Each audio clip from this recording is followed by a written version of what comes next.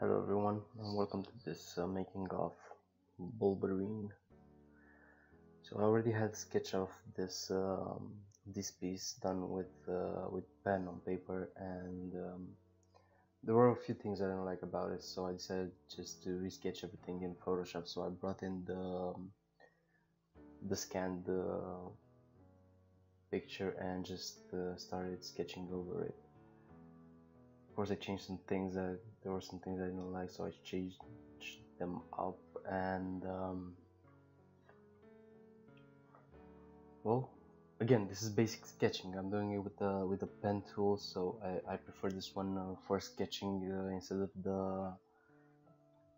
the airbrush tool, which is the most common.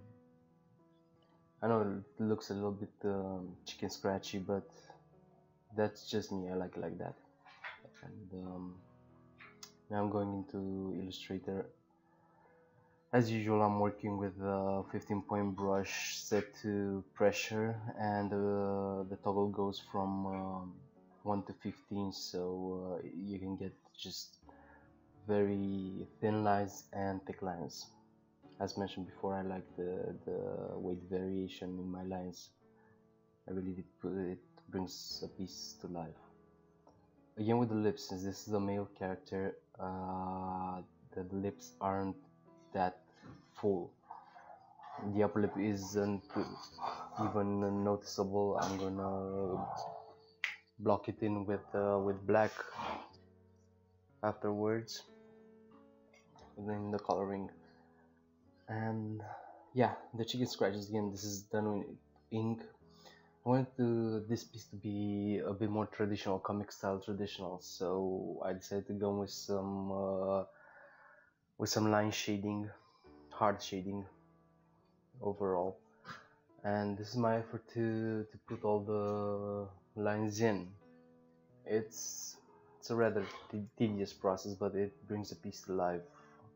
Well, different than the shading with an airbrush or just shading from with a color picker. Again, as I said before, undo is your best friend when working digitally.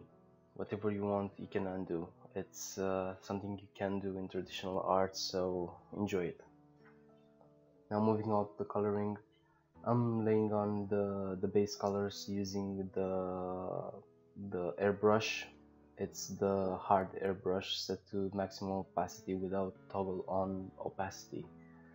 So what I want is to block in the colors, the base colors.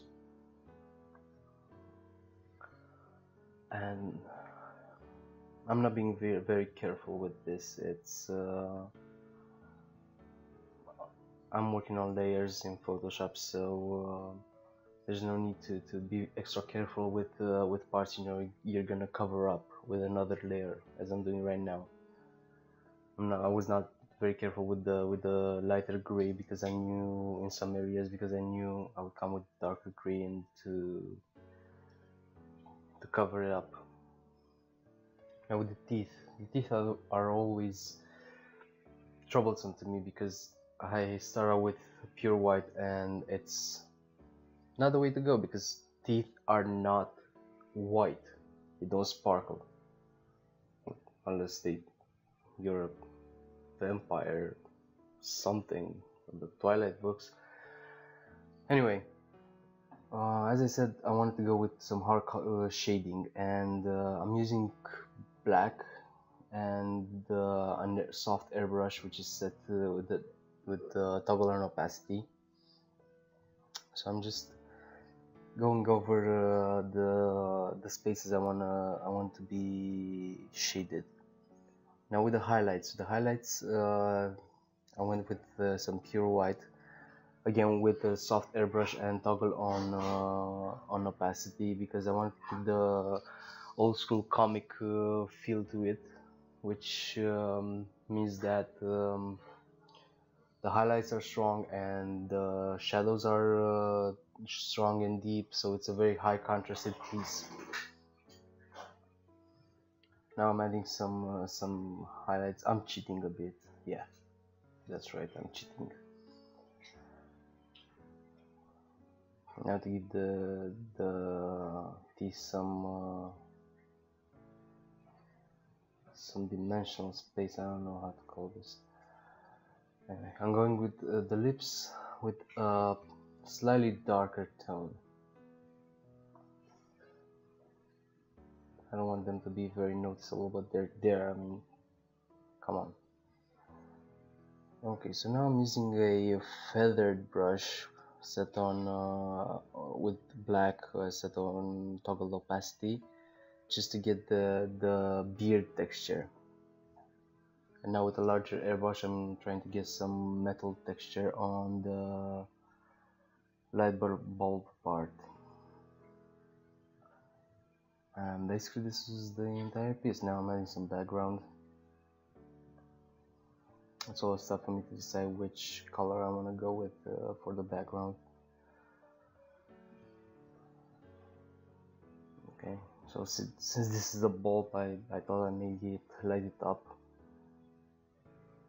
Yeah, I'm pretty happy with the piece, how it turned out.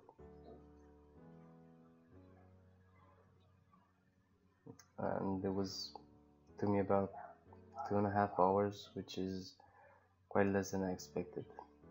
So yeah, thank you for watching, and enjoy.